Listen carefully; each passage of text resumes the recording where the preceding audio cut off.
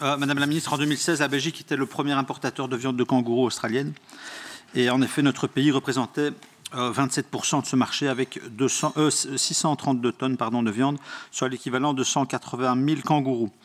Selon les chiffres du Bureau australien de statistique, le montant financier généré par ces importations avoisine les 2 700 000 €.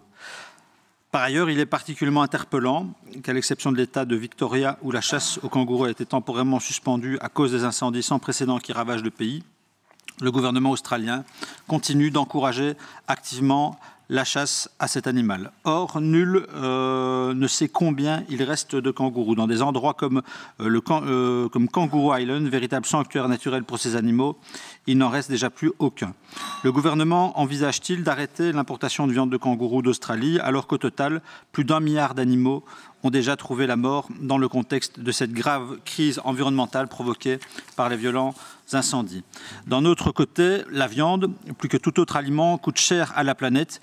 Toutes les viandes n'ont toutefois pas un coût égal et certaines sont plus gourmandes en ressources que d'autres.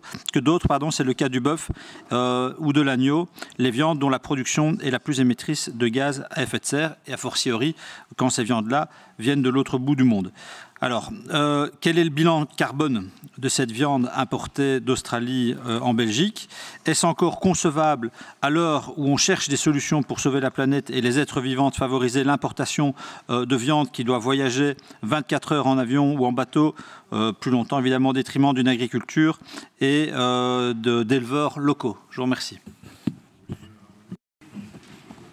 Oui, très rapidement, donc, si des calculs sont nécessaires, et je suis heureux que vous acceptiez d'envisager la possibilité de les faire, ce qui est sûr, c'est qu'on n'a pas besoin de calculer la distance entre la Belgique et l'Australie pour savoir que c'est très loin et qu'en effet, le bilan CO2 de viande importée d'Australie est nécessairement plus important que les viandes qui sont produites chez nous. Et puis alors, au-delà de ça, et je l'ai peu évoqué dans ma question, je le ferai dans celle que je poserai au ministre du CARM, il y a les enjeux aussi de bien-être animal. La chasse aux kangourous se fait dans des conditions extrêmement brutales, extrêmement violentes et irrespectueuses de la vie de l'animal.